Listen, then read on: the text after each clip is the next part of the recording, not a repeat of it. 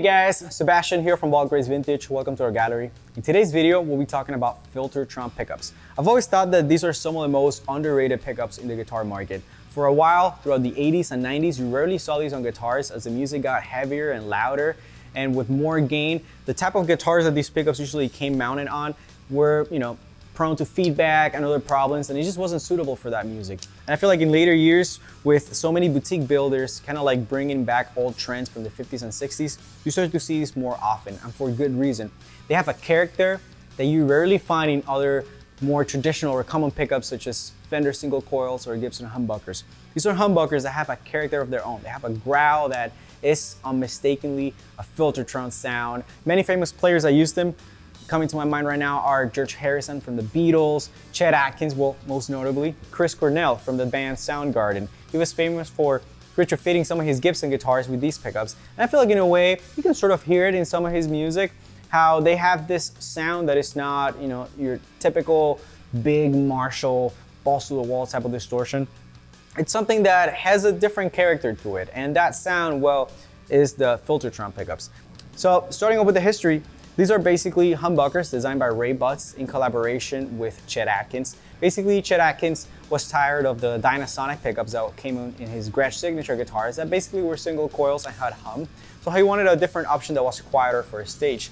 So just like Seth Lovers inventing the humbucker for Gibson, Ray Butts produced these pickups around the same time.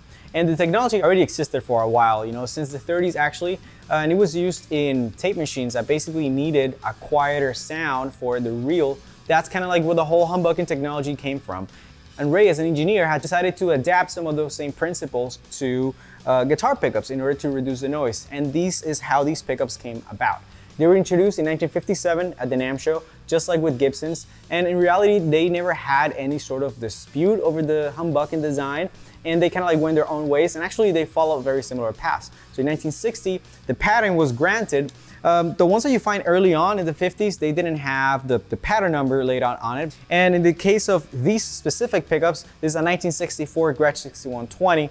These actually say the pattern number in there. And yeah, the sound of these pickups is very growly and bitey. There's several differences in the design that define it as still a humbucker, but quite different from a traditional Gibson humbucker. So here, as you can see, the pole pieces are much closer together. That's because the plastic bobbin that they use inside is much thinner than the one that Gibson uses. That allowed for a more narrow capturing feel for the strings. And the sound, because of that, has this like twangy, tighter sound as opposed to Gibson. These are also pickups that growl, but they're not really hot. Since the bobbins are a lot smaller, you can't fit as many windings in there. So the readings of these pickups are actually quite low, usually between 4 and 5 ohms. But the inductance of the pickups is a lot higher since they use heavier magnets that have more pull, such as Alnico 5, I believe, in these early ones. And because of that, again, the characteristic of these pickups is to be very twangy, aggressive, tighter, and especially once you put it through a Vox AC15, and it's just unmistakable. And it's a sound that as soon as you start to saturate it, it growls in a way that traditional Gibson humbuckers don't. So yeah, I just want to invite you guys to try them out, give them a chance, and you'd be surprised that a lot of the music that you love over the years was recorded with a guitar that had these type of pickups on. And again, they might surprise you. They're tone monsters, and they totally rival up to the more popular pickups made by Fender and Gibson. Let's go ahead and give it a shot.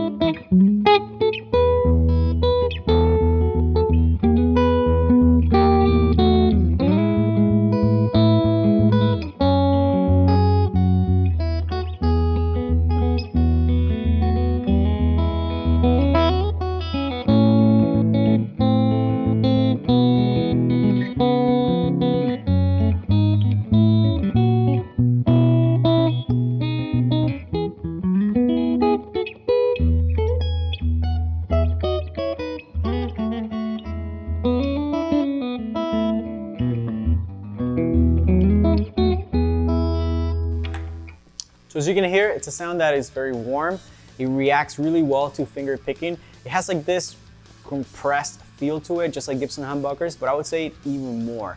It's a guitar that is very forgiving in the way you play, and it's something that, you know, works for most scenarios. If you're playing something that's a little bit harder to play and you need to get away with more, these pickups definitely work really well for that. And they definitely have like this twang that come across even if you're playing with fingers. It's almost like this country-ish thing.